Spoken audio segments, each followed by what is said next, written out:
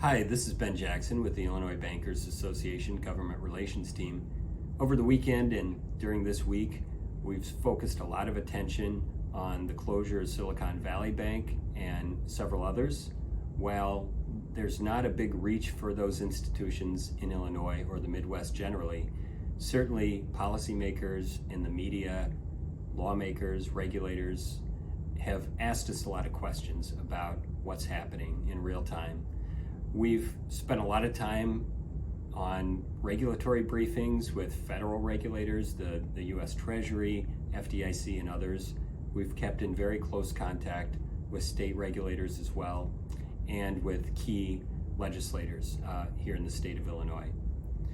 We are reassuring the media, our members, and consumers more generally that the banking system is safe, that Illinois' banks are generally not affected by the headwinds that occurred with Silicon Valley and other institutions.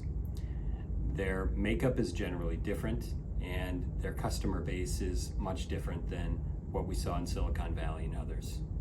So while we certainly want to move cautiously, take a very cautious approach to talking about this issue, we do want to assure consumers in Illinois that their deposits are safe, they're protected by FDIC insurance, and that generally banks are very closely watching their balance sheets and making sure that they have the capital to help their customers.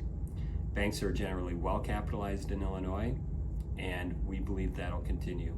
Certainly bolstering this is the fact that the Fed opened a temporary borrowing window for banks experiencing temporary liquidity issues.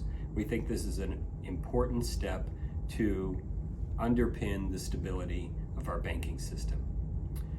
Stay tuned for more updates on this. We're certainly going to be following it very closely in the coming weeks. Stay tuned for more on these pieces of legislation and other bills filed in Springfield in the coming weeks.